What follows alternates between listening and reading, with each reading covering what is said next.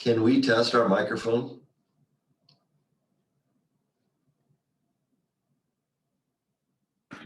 Oh, go ahead. I heard you loud and clear. There was no issues. Okay, good. This is Mike and Casey, and we're the presenters. So I'll show you our video here. So, Oh wait, let me give you a co-host capabilities. Give me 1 second here. Sorry, I was trying to get everything done. Go ahead and try it now. Let me do a stop share real quick, and then you can test that real quick. Hey, go ahead. okay, can you hear us? Yes, perfect. And you're zooming in, so I can see that. Okay, yeah, we'll zoom in a little bit because Casey loves to be on camera. So, Well, make sure you zoom it to the right because she's on the right side of the camera. yeah, exactly. I can do that. Yeah, she loves it. So. But does that look okay? No, that's perfect. Okay, then we'll be able to share our screen at some point then. Yeah, if you want to try it now, that'd be a perfect time if you want, if you're ready. You can try it now if you like. Okay, let's see.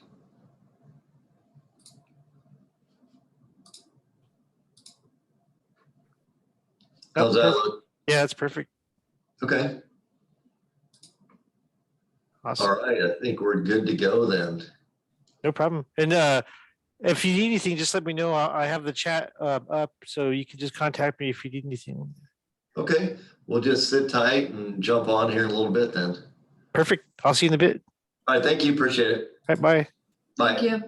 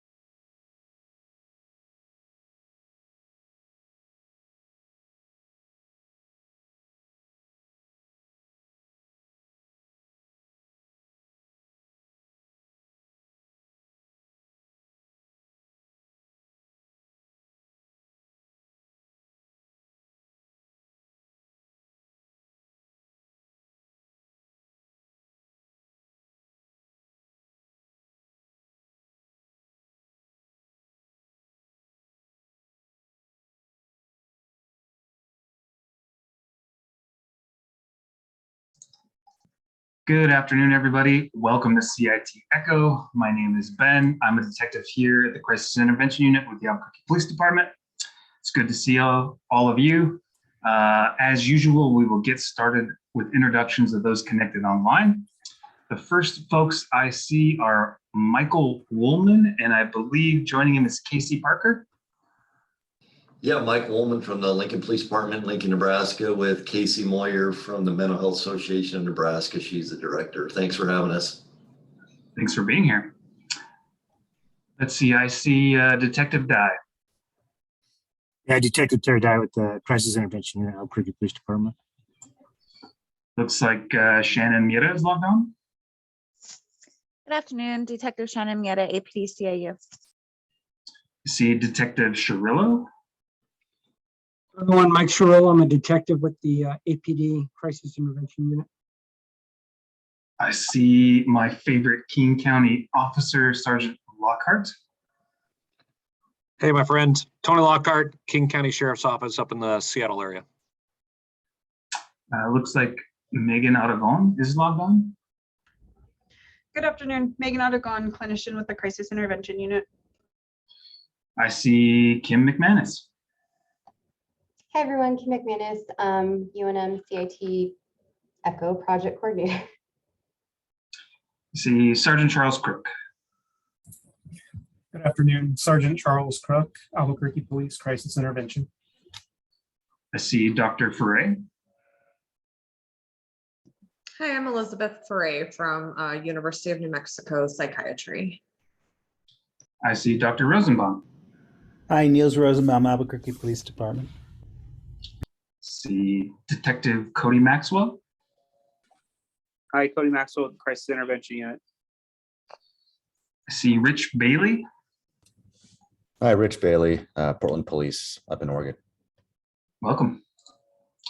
I see Detective Cassandra Bailey. Detective Cassandra Bailey, Albuquerque Police Department Crisis Intervention Unit. Hello. I see Lieutenant Amy Settler from the Albuquerque Police Department. Hi, everyone. Amy Sedler, I'm a lieutenant in the Northwest Area Command. I see Tim Brown doesn't have a mic, but he is a retired law enforcement out of Loveland, Colorado. Thanks for joining, Tim. I see Laura Trujillo from the Valley Crime Prevention here at APD. No camera, no mic. I see Lieutenant Brian Price. Lieutenant Brian Price, Albuquerque Police Southwest Area Command. Welcome, sir. So as usual, we will get started with our case presentation. I believe it's Casey Bailey. Is that correct, Detective Bailey? Awesome. So whenever you're ready, go ahead and get started. Okay, hi again, everyone. Detective Cassandra Bailey. I'm a home visit detective with the Crisis Intervention Unit here at the Albuquerque Police Department. Today I'm presenting a 46-year-old female who was originally sent to our caseload, I want to say back in 2020, where she was, she's having a lot of delusions that the neighbors directly behind her house, they share a wall, their backyard walls. She believes she's hearing people that are being beaten, young children, just multiple subjects, unknown subjects. They're obviously audible hallucinations. They've been investigated by law enforcement just to be on the safe side, to make sure that, you know, there hasn't been anything going on at the neighbor's house. And multiple times it's been confirmed there's, you know, she thinks she sees blood on her back fence, and officers have gone out. Officers have even made contact with the neighbors, interviewed them. It's an elderly couple, male and female, live there alone. Based on multiple investigations, we've confirmed that these are, you know, audible hallucinations she's having. She believes there is a railway running under her house. She can feel vibrations. She thinks people are being transported this way. But her main focus is these neighbors behind her. Again, she just thinks that they've kidnapped young girls, that young girls are being beaten. And when she was initially sent to our caseload, and we made contact with her, she had been transported to the hospital a few times by either law enforcement or uniformed law enforcement or MCT. And I think even our unit had taken her one time. But I guess the difficulty was at that time, her meth use. I guess they weren't able maybe to get a baseline or diagnosis, whatever the case. But after about the third visit to the hospital within a month timeframe, give or take, she ultimately got released from one of our local psychiatric facilities here and went and purchased a gun. She drove to her neighbor's house and held him at gunpoint. She had him tie himself up. She attempted to shoot him, but based on the report and what the officers told me, luckily the gun malfunctioned and she had what we refer to as a double feed. So she didn't know how to clear it.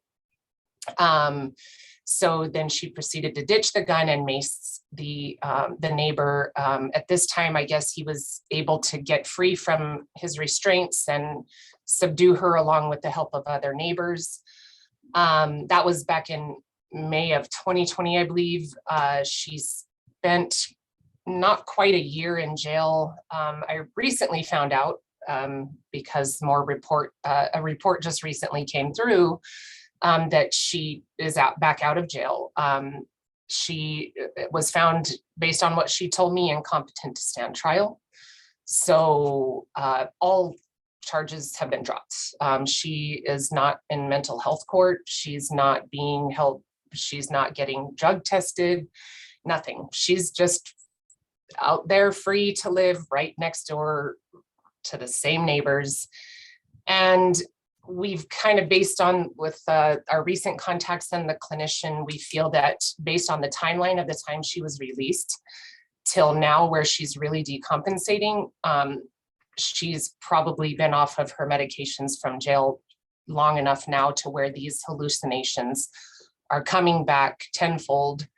And it's concerning now because the hallucinations are the same as, almost to the T, the same as the hallucinations prior to the attempted murder.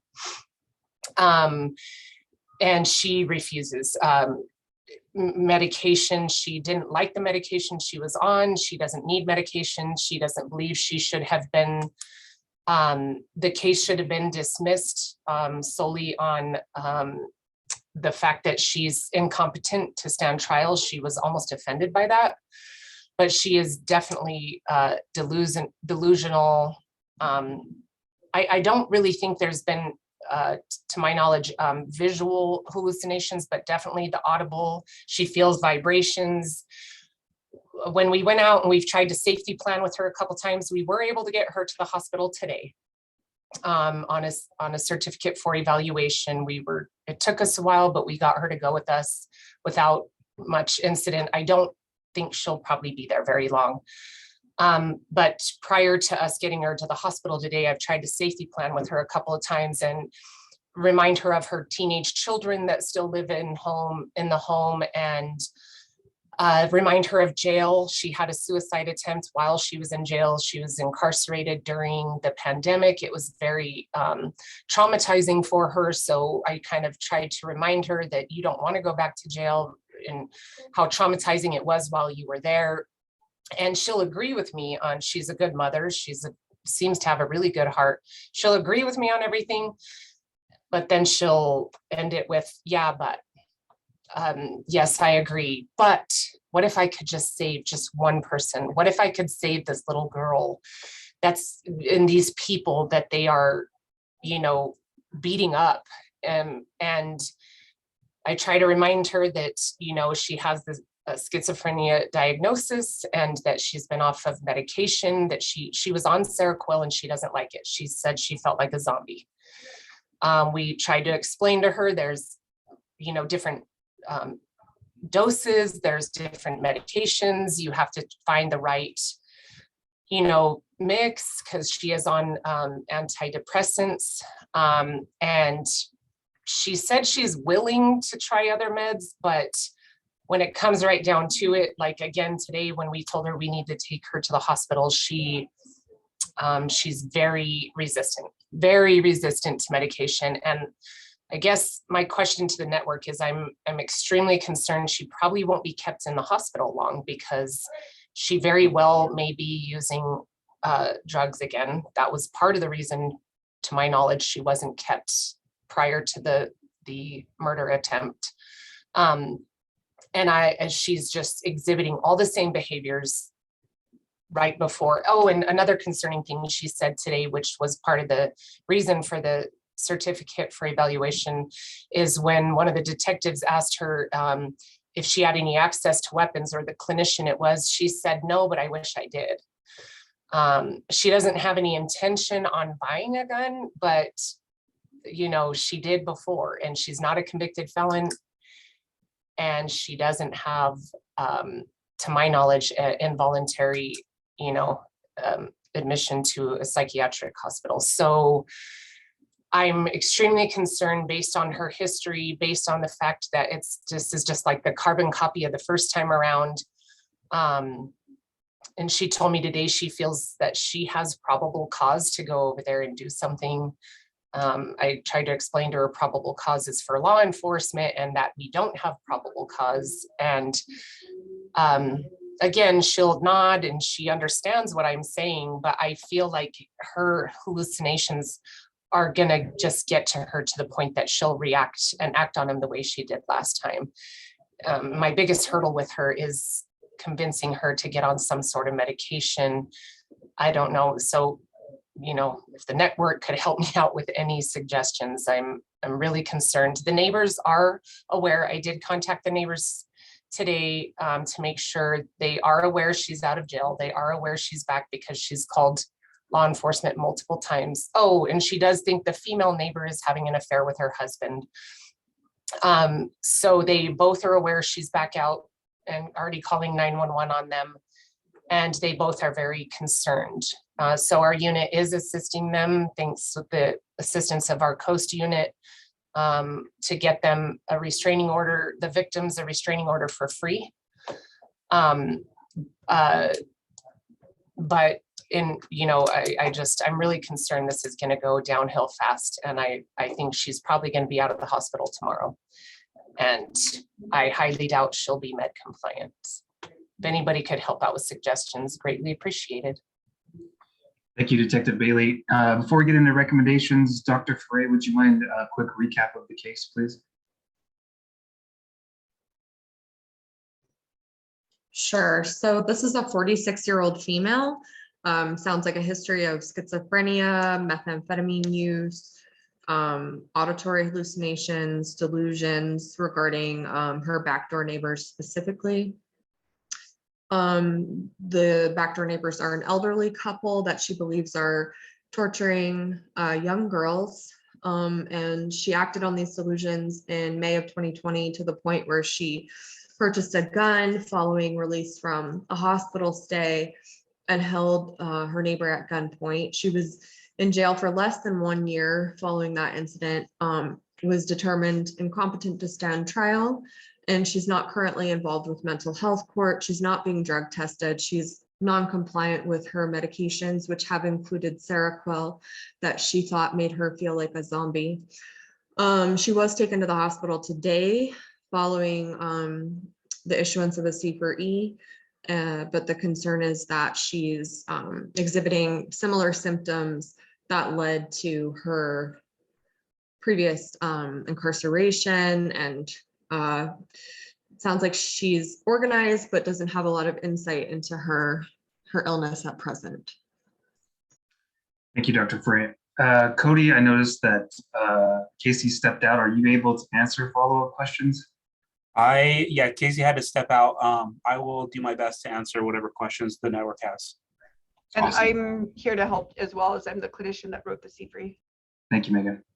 So how about it from the network? Do we have any clarifying questions before we get into recommendations? Anything you guys want clarified by the team? This is Elizabeth Furry from UNM Psychiatry. I'm curious, like, it seems like it was mentioned that she has teenage children that live at home as well as a husband. Do you know what the involvement of the family is with this lady? So the family definitely loves and support her. They're not in denial though that she has significant mental health issues. And we spoke with the husband today. He is worried about her and concerned. He said that when and if she sleeps, she's a little bit better. When she doesn't sleep, things start building up after a while, and they've been building up. It's kind of like they all just exist in the home. Like they do love her, but they all just exist. He lives mainly in the garage, and then I'm not 100% sure. Detective Bailey may have mentioned this, but our consumer is pretty hell-bent on that her husband is cheating on her. So he kind of just stays away from her, but does love her. I mean, that's evident today that he does care.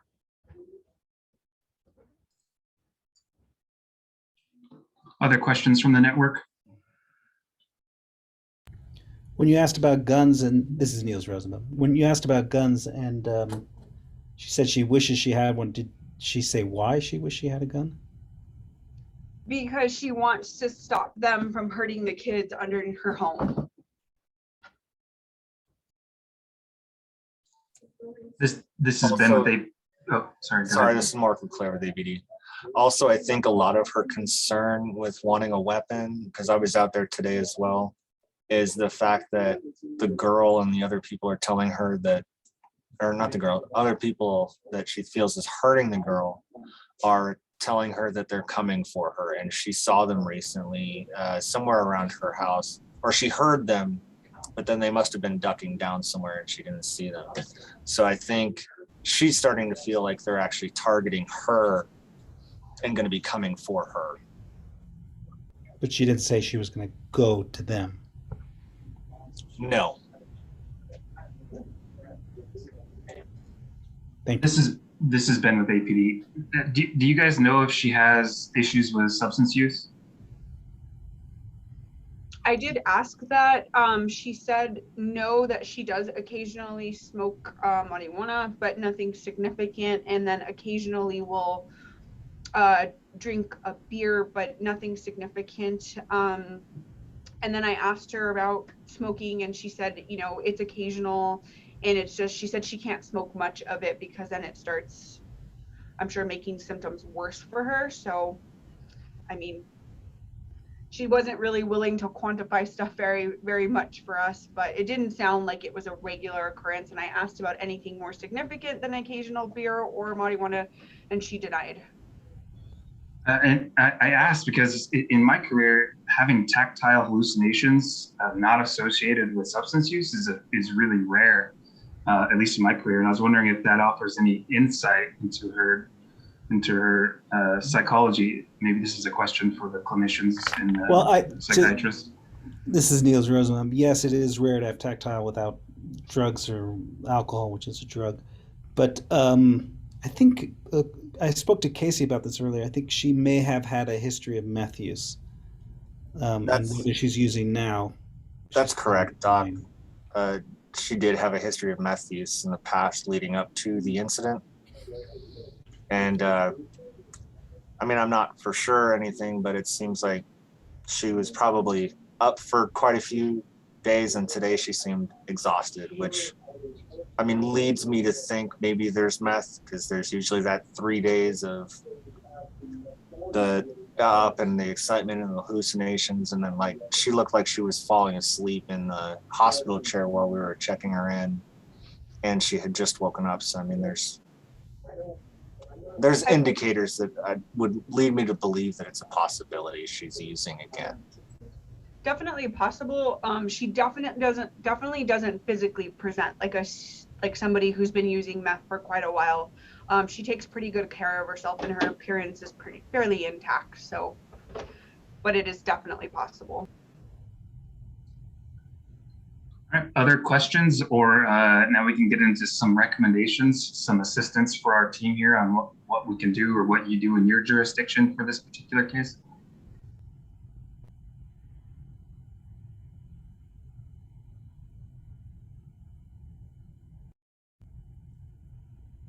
Just out of curiosity, this is Rich Bailey in Portland, Oregon. In Portland, in Oregon, we have what's called a ERPO, Extreme Risk Protection Order, and it prohibits not just mentally ill people, but certain criteria where a judge can grant authorization to prevent someone from purchasing a firearm. Does New Mexico have anything similar? Yes, we just passed that law recently, and so we do have that. But also this, so thank you. That's probably a good thing to pursue. She also was found incompetent, so all we have to do is register with the federal database. She's not allowed, so she's been adjudicated incompetent, so she shouldn't be able to buy a gun ever, really. Which is probably a recommendation. Make sure she's on that list not to buy a gun, not to be allowed to legally own a gun. This has been with APD. So does our ERPO laws, can they prevent them from buying a gun, or does it allow us just to go take the gun if we know that it's there? I'm not sure. That I don't know the answer. But Rich, you're saying in Oregon, you can actually be proactive and it'll keep them from purchasing a firearm?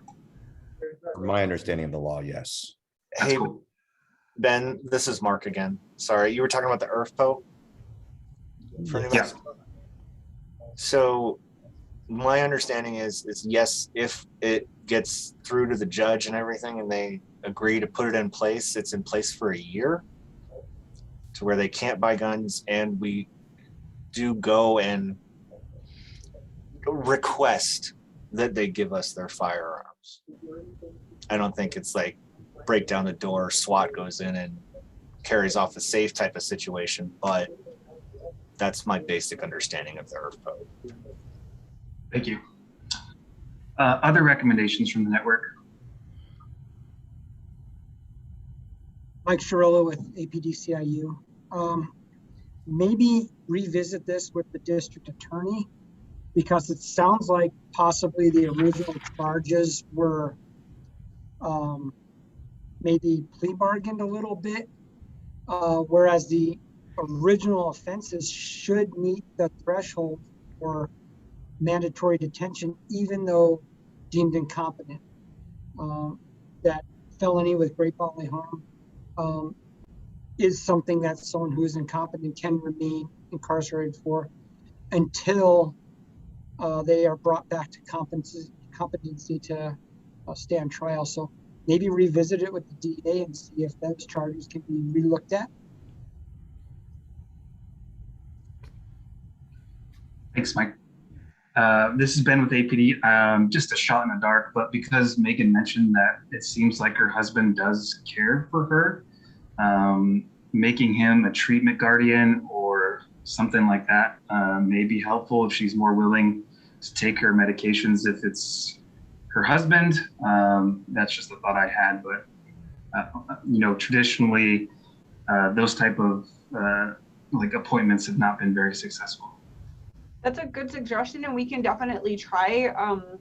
Mark did kind of talk to the husband about that today. Like, we're glad that she has you and you can support her and help her. And he was like, I can't even remember to take my high cholesterol meds every day, but I don't think that's a bad idea. I'm not super confident in this case, but we can definitely explore it. Understood. Yeah. Thanks. Other recommendations from the network? To kind of piggyback off of that, I agree, like the appointment of a treatment guardian, if it can be pushed through, would be really helpful given her history of medication noncompliance. My guess is, I think Detective Bailey mentioned that she tends to go to the hospital and is released pretty quickly. So my guess is probably when she presents initially, tests positive for methamphetamine, is observed for a while and then discharged. So if you could, it'd be nice, like if she can have a lengthier stay where a treatment guardian could be appointed, whether it's the husband or someone through like honor guardianship, and then pursue like a long acting injectable where just to improve compliance potentially. Thanks, Dr. Grant. Other recommendations as we wrap this up?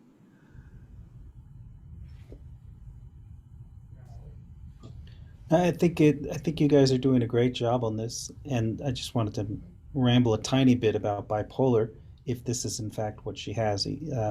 Well, she may not at all. But people say they self-medicate, and there are some studies that show that people, when they're manic and then they start to come down, they want to stay manic, so they use meth. Or if they're feeling depressed, they'll use stimulants to try to get out of it. So it's sort of, they do use it at either extreme. And sometimes when people feel manic, they might use depressants more like alcohol. So just because someone is using meth and that's when they were super violent while using meth doesn't mean that they don't have a major mental illness, because the crossover between the two is so, especially with schizophrenia. The majority of people living with schizophrenia are also using some kind of substance, including alcohol. So, but either way, good job. Thanks, Doc. And thank you to the network. Sounds like a really tough case. I imagine the neighbors are pretty scared. So it sounds like you guys are doing your due diligence with safety planning. It's a tough case. Thank you for presenting it on the network. Thank you for all your recommendations. So we're going to move to our didactic portion. Today's didactic is being presented by some esteemed colleagues of ours in the state of Nebraska. I believe the name of the presentation is A Unique Partnership of Peers, Providers, and Police. And if I'm not mistaken, it was presented at the CIT International Conference of 2021. Is that right, Michael and Casey? Yes. Yes, yeah, Casey and Detective John Walsh presented it. We're so grateful to have you guys. Thank you so much. Our attention is all yours. Thank you. Thank you. I'll go ahead and try to get the PowerPoint up and we will get started here. So my name is Mike Woolman. I'm a captain with the Lincoln Police Department in Nebraska, and this is Casey Moyer again. She's the director of the Mental Health Association of Nebraska, based out of Lincoln. And we have a great partnership with Mental Health Association and the peers, and we're just going to share a little bit about what we do with them and our success in Lincoln.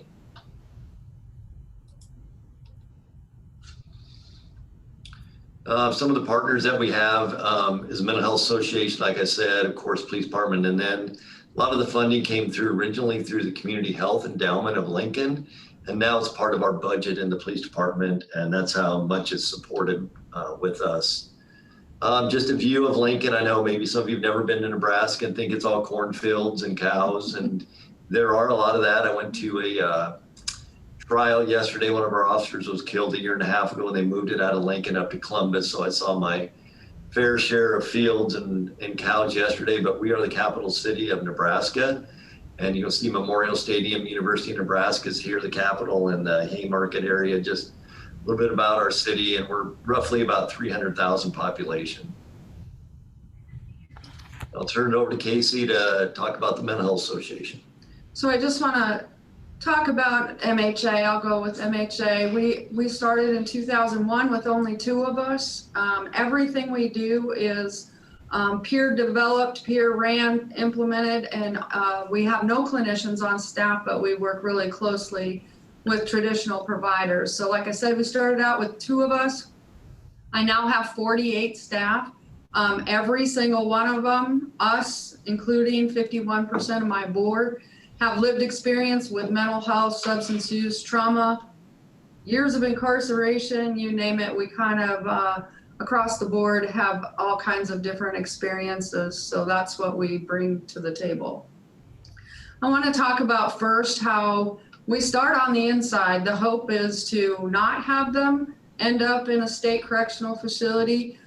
But Nebraska changed because typically if you have a felony background, you cannot go in as a visitor and do programming in a state correctional facility. But because of the work we do and some of the outcomes that we had, we're now in all 10 state correctional facilities in the restricted housing units, providing peer support And we've even trained people who will be incarcerated for the rest of their life in intentional peer support training. So they get the same thing that my staff get, and they provide that to the guys that are coming into facility in hopes that they'll use their time wisely and not end up there for the rest of their life like some of them did.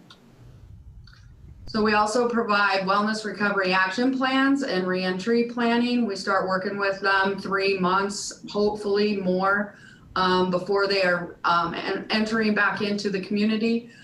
We try and help meet them at the door. A lot of times people are released and then they go right back to what they know. So we actually meet them. It doesn't matter if it's a holiday, a Sunday, it doesn't matter. We want to meet them the minute they come out the door and hopefully start providing that support to them and help them get to where they need to be.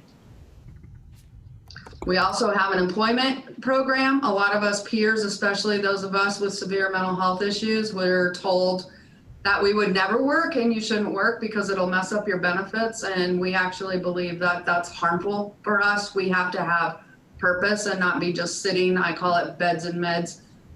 We need more than that. So I believe that every person, no matter what you're dealing with, can find something to feel like you're contributing back to your community.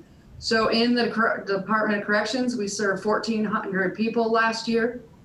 84% of those maintain their employment for 90 days. We typically transition them out once they feel secure, and that's been about the 3-month part. So, and then I just also like to talk about the number of my staff who were released from the Department of Corrections jail diversion. So it's a win-win. We're working. We feel like we have a purpose. We're not living on the system. We're making a livable wage while we're supporting someone who was once in our same position. I also have quite a few veterans on staff. The Kia House is our peer-run respite. It's a 5-day stay. A lot of times, especially if you've been incarcerated for a long time, being alone in your own apartment can be overwhelming, especially if the anxiety sets in or you are dealing with significant mental health issues, hearing voices, whatever it might be. So we encourage them to check into our house. I call it a bed and breakfast for people who can't afford it. They can stay 5 days, and we work on wellness plans, and we support each other, and we have meals together, and we just do what we can to stay out of our own heads and get back to where we need to be. We have on average about 100 unduplicated people stay here, but we have a lot of people who come back on a pretty regular basis. And you can imagine, and most everybody here is in law enforcement, that this is located in our Southwest precinct that I was a captain of at that time, and before I moved out to the Southeast team. And they approached me about this house, and as anyone in law enforcement would think, no, this is going to be a shit show. It's going to be all sorts of problems, and I couldn't have been, further wrong there. We've had very little problems there. The police calls we do get there are someone wanting to report that they were a victim or they lost something. So the neighbors there have really embraced them. Our officers are very familiar with this, and it's actually a benefit to not only the community, but to the police department, and another resource for us. So for instance, we had somebody at Kia House. We are in the neighborhood. It's a very nice neighborhood, and they were outside acting strangely, talking to themselves, talking to others that we can't see. So my staff just went outside and handed them a cell phone and just asked them to hold the cell phone up to their ear.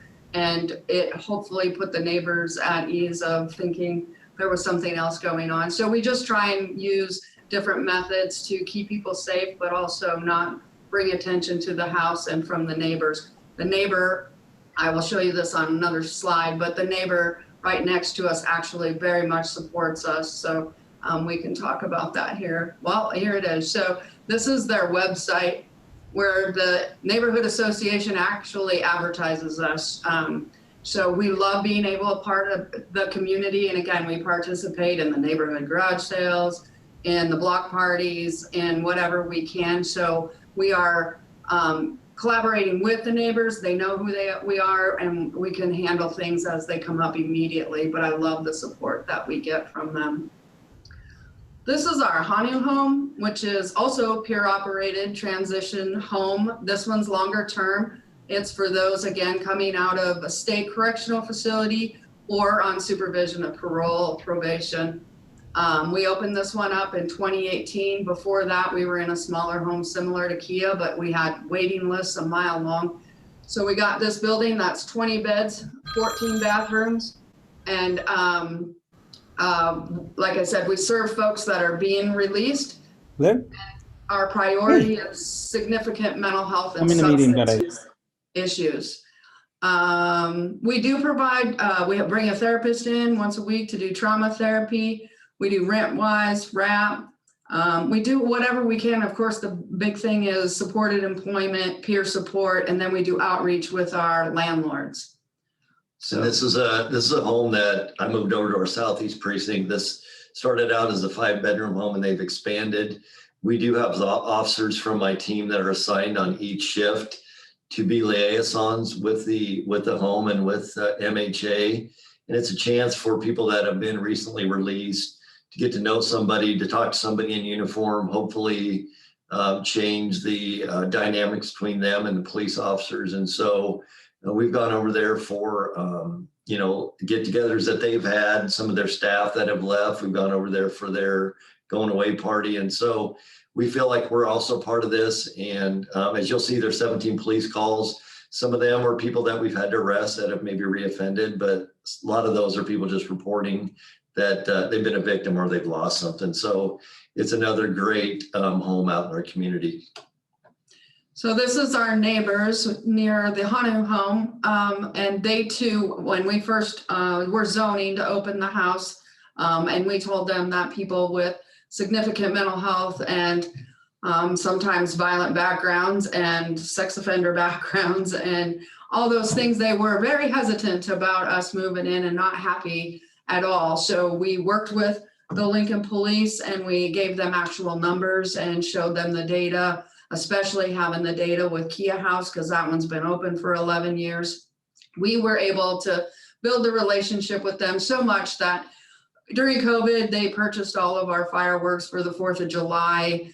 So we could, our folks could light them off for the elderly population, and they really enjoyed that time together. And then we did a pumpkin carving test between their contest between their residents and ours. So that relationship has gone really well. And they also have, it's a stigma breaking thing because now they have actually employed some of our folks who before would have never employed anybody with a felony background. This is us also. We try and do things in the community and be a part of the community. A lot of folks with our backgrounds have never participated in a lot of these healthy things. So, we have a kickball team, we have a softball team, we go to hockey games together. There we are playing kickball, but it's not just us that are together. We have correction officers that join us on the team. We've had police officers, we've had therapists in town. So again, it's us trying to integrate with the community and become a part of that. And this, I just like to show that, we have been very fortunate in our national recognition. We were featured in the Police magazine. We have been to the press box in DC and with our governor, and we're, recognized there. And then the National Mental Health America also, and their SAMHSA, where we've done some work with them. That's Judge Leifman down there in the bottom from Miami-Dade County in Florida. He did come to Hanu home. He was significant in changing some of the jails and the environments of people living with severe mental health in his county. Okay, I'm going to jump in now and talk a little bit about how our relationship and how we work with MHA, and it's called the REAL program, and it's Respond, Empower, Advocate, and Listen. And that name and acronym came up from the peers. So what we do is when we go to a call, we refer someone with a mental illness for voluntary help provided by the trained peers of a Casey staff who have lived experiences with either mental health and or substance abuse. Since 2011, we've had 4,600 referrals, and it's coming up to about 5,000 now. We do 5 to 6 referrals a week. We also, they take referrals from physicians, bus drivers, landlords, elected officials, family, friends. We've gone out and trained landlords, members of the fire department, our dispatchers. We'll talk a little bit about that. And you're probably wondering why landlords, but your law enforcement, you'll understand it. They see the changes in individuals that they've had as long-term tenants way before we would. And the whole goal of this program is to get somebody help early on and get them the needs that they have taken care of, so they don't end up to a point where we end up committing them to our crisis center. Over 320 of our staff have made the referrals. I told you earlier, we're about 350 commissioned. In case you want to talk about the recovery model and diversion. Yeah, so we do have folks that we do also have crisis intervention that will go out immediately who are licensed, but we are peers and we stay in the recovery model. So if that's necessary, we will go out after the clinicians have gone out and just follow up with them and start working with them on a more regular basis. And again, provide that peer support. Sometimes we just go out weekly and be able to process and visit with somebody. Other times we're helping them navigate the system or get some services that they need for follow-up. And that we can stay connected with people for a very long time. It's up to them on how often they want to meet. There's been people that we've met with for years, to be honest. They'll sometimes start going to the games with us and doing those types of activities. But again, we are different than the actual crisis response team. We try to do to try and get people sometimes, if we can, to the help that they need before they need the crisis intervention. But if they end up needing crisis intervention, then we do the follow-up. A little bit about Lincoln Police Department. Population Lincoln 300,000. Our total personnel is about 498. That's with our civilian professional staff. We take about 123,000 calls. And you'll all know that our mental health calls, it says our mental health investigations is 3,652. What we call an EPC is an investigation where we took someone actually into physical custody, emergency protective custody, took them to the crisis center, was 339, and that was down. And I think a lot of it is from our trying to do is diversion from higher levels of care, and that's the whole goal of this program. The mental health calls and calls for service, as you know, a majority of our calls could probably be classified as somehow related to mental health. And we're changing some of that in our reporting and how our officers report that. So in the next year, I think you'll see our mental health calls and be a lot higher. Traditional law enforcement approach is when we get to a call, usually informal counseling, we call it handled by officer. When they leave that call, either arrest is the second one or the emergency protective custody, the EPC. But we always say what happens when the cops go home. And that's where we've worked with the Mental Health Association on this. So you'll see the graph, and that's the mental health calls for service. It keeps going up and up, and our emergency protective custody keeps going down. And that's the goal of this program, is continue to keep the emergency protective custody, where we have to take someone into custody, going down and down, because you all know we have limited beds, limited space. And if we can get someone into care and keep them from that higher level earlier on, then that's the goal. There's times when we've had to take people as far as 3 hours away when we have to commit them, and that just kills your resources. So anything we can do to keep someone from getting into that crisis and to the point where we had to commit them, that would be the goal of this program. So how it works, our officers, when they're out on a call, they're the ones, they direct this program, and we have a buy-in from them. They determine if the real program referral is appropriate. And what they do is that officer emails a referral to MHA Nebraska, briefly describes the contact, explains relevant mental health issues, substance abuse issues, and contact information.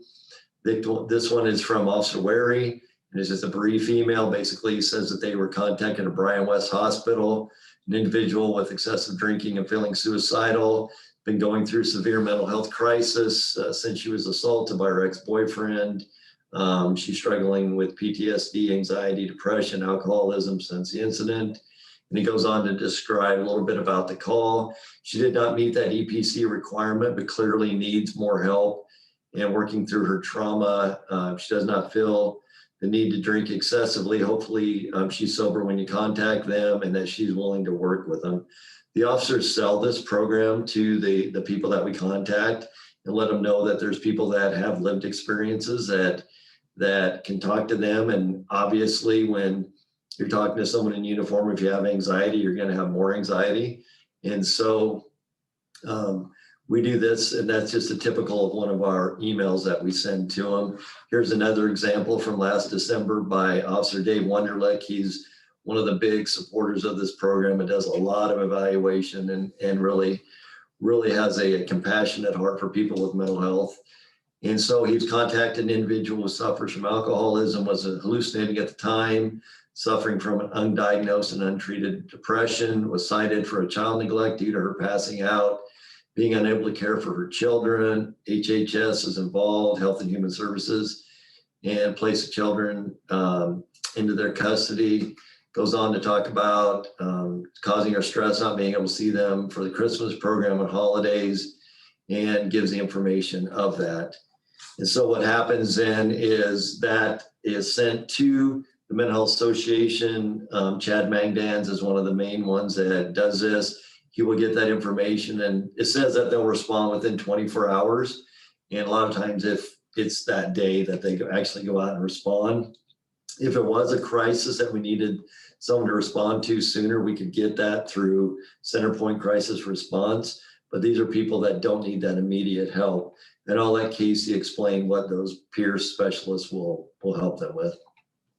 So like it says, most often, one above everything is we're going to be providing peer support. We're all trained in intentional peer support. We actually do the national or international certification because our state has some issues with people with felony backgrounds getting certified. So we are trained, we are certified. We also are trained in ASSIST, Applied Suicide Intervention Skills Training.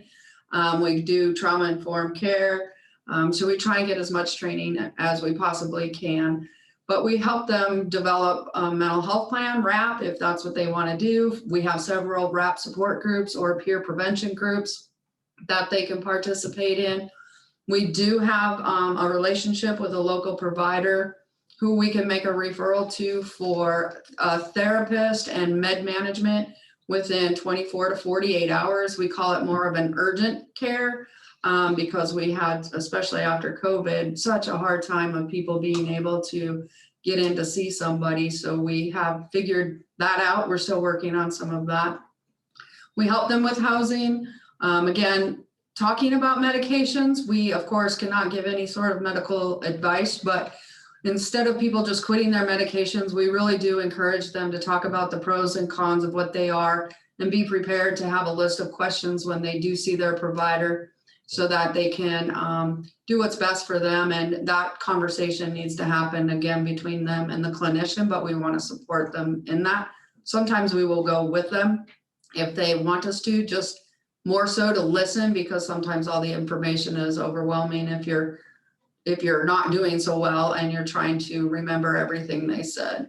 I mean, we've done things like we had one gal who would not come out of her apartment and the peer sat outside the door and talked to her for 45 minutes a week for like 6 weeks, I think. I mean, a number of weeks until she finally cracked the door.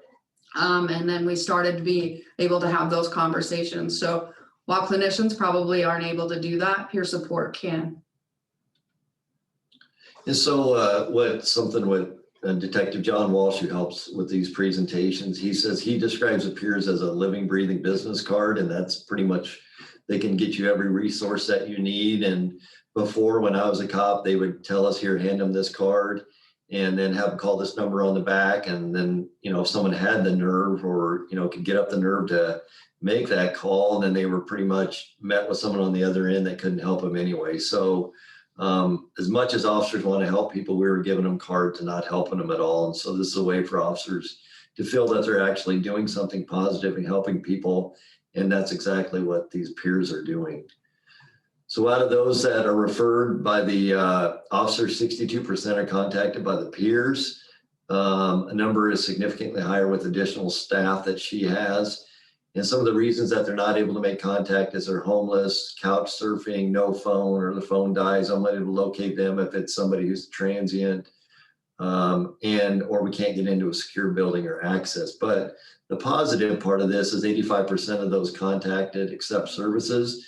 And in talking to Casey and Chad Mangdans, I think they're up to 70% of all of those are referred. And if we can get 85%, I think we're doing really well, because that's 85% of those people that were out, police are out contacting, are in better hands, and if someone that can actually help them. So some of the findings of the REAL program: positively impacts future mental health calls for service and EPCs. While there's no difference in the number of mental health calls for service in the first 12 months, both statistically are reduced at 24 and 36 months. Significant impact of the REAL program begins 1 to 2 years after the referral. And you all know this isn't a broken arm. It's something that someone's lived with for years. It's not going to heal up in 6 to 8 weeks. It's something that they're going to be living with their entire life. Delayed effects, not surprising because of mental health, illness, waiting lists, medication changes, securing employment, and establishing a support network, and other challenges. We do find that 12, 24, and 36 months, we do see with somewhat the lengthier histories of mental health that has improved. But we know anecdotally, we're not going out on these calls as much as we did. We're not getting some of these calls that to some of these individuals, and the peers are taking care of them early on. They're calling the peers, they're calling the mental health association, and not calling the police department, which is the goal, to get them in hands of someone that has the resources to help them. The other thing that we do is we always make sure that we get back to the officer that we were or were not able to contact them. Of course, we don't give them a whole lot of information, but what I've seen that do for the officer is give them a little bit of a peace of mind that they know that somebody did follow up, and that person, was willing to get some help. You can definitely see the culture change within the police department and how they work with people with severe mental health and substance use issues.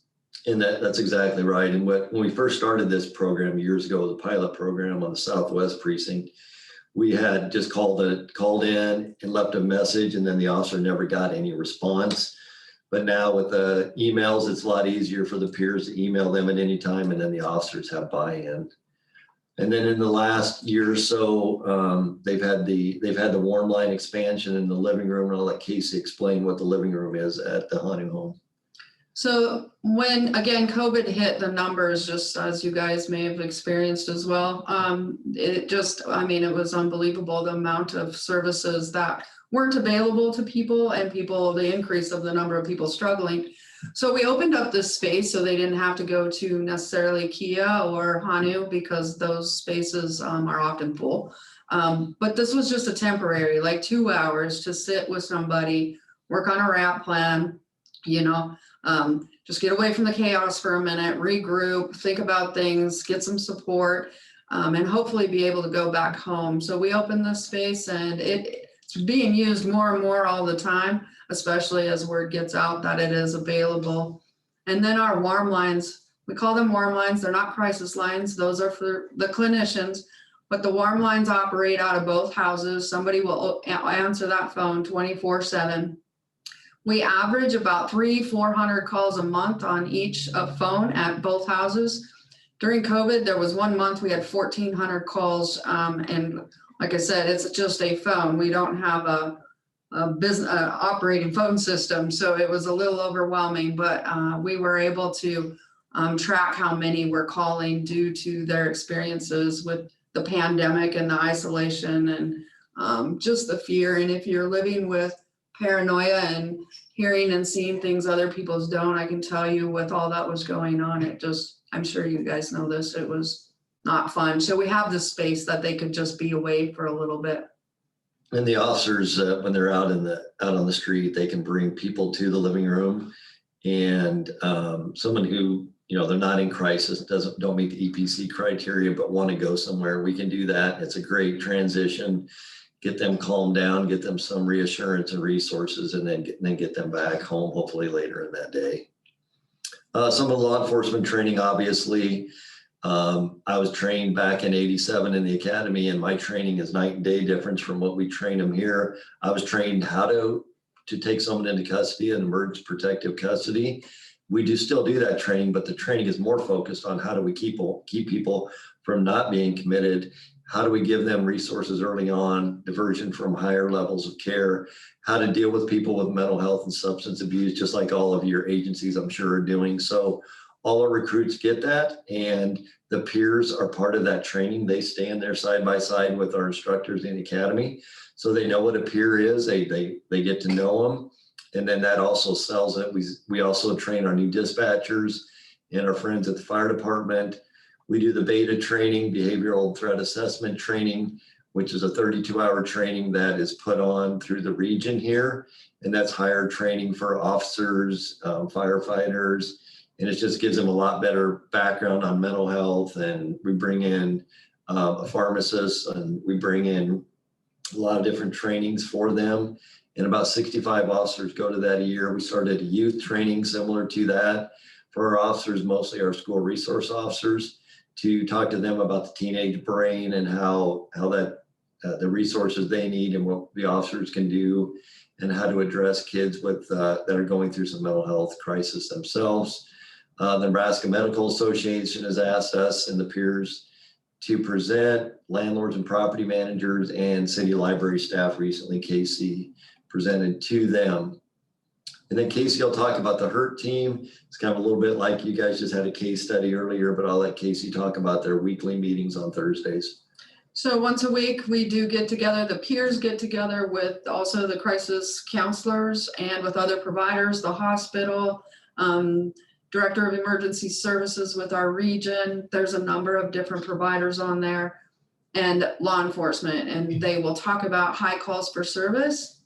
And then we will all work together to see how we might support this person and reach out to them so that they're not generating those calls for the police, and that maybe we can get them connected to services. And it's been fantastic. One of the things that I really like about it is it's broke down some of our silos and we're working together. Before we didn't talk with other providers as much, and I think it's really helped bring us to more of the wraparound services, and knowing that we can only do one thing as peers, but we can collaborate with all the other community providers and really support each other and getting these folks where they need to be and hopefully want to be. And we've definitely seen some pretty awesome things happen, and people get their lives back and feeling a lot better. Okay, that's pretty much the presentation, and it's, why is this partnership unique? Should it be unique or the norm? And it sounds like, just from the case study you guys did earlier, sounds like you guys are doing some incredible work around the country with mental health. So we'd be more than happy to take questions. I'm not sure of the timeline here. I will stop sharing the screen here and turn it back over, but we just appreciate you inviting us to share our program. I want to thank you both. It sounds like you guys have some pretty unique and productive programs going on there. Thanks for sharing that with us. Anybody on the network have questions?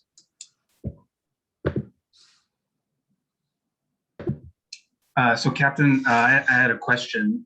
If other agencies wanted to get the ball rolling on incorporating peers in law enforcement, and maybe specifically some of the housing options that you guys have going on there, do you have advice for how to approach your command staff and actually get some buy-in when you're pitching those ideas?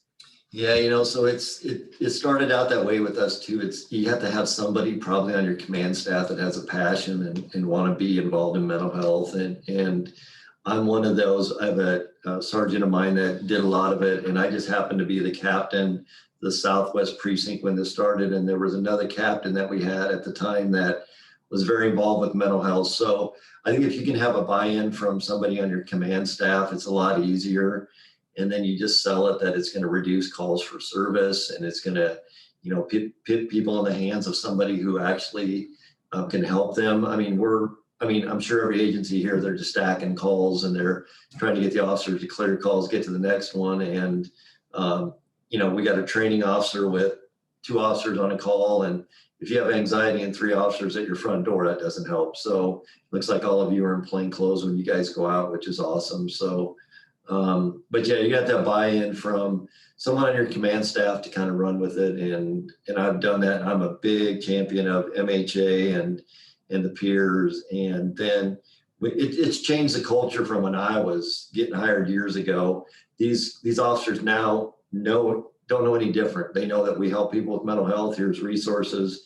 They want to do it. When I was there, it was more of here's how you commit someone with a mental health issue, and which is really bad that that's the way it was, but we changed it obviously. So I think too, one of the things that has really helped us a lot is a lot of the peers who work for me were ones being arrested a lot. And so they started seeing people doing better with our organization. And so the more that we have that and the more success that we had, the more bought in the officers were.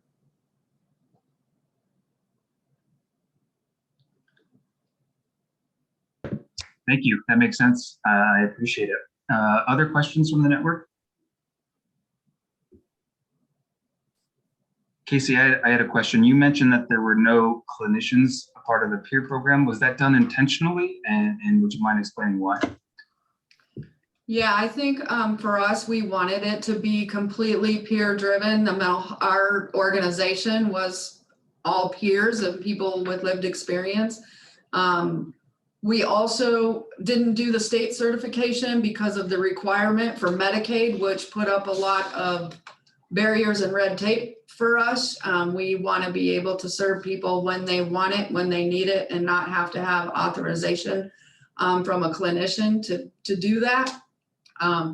That being said, like, we strongly believe in the need for clinicians, and I might be contracting with one here soon because they are expanding us to the rural now. I just got a new contract and we'll be in 4 other counties. And so we just want to have a clinician on call to bounce things off of if we come across a situation that we're not sure of. Awesome. Thank you. Other questions from the network?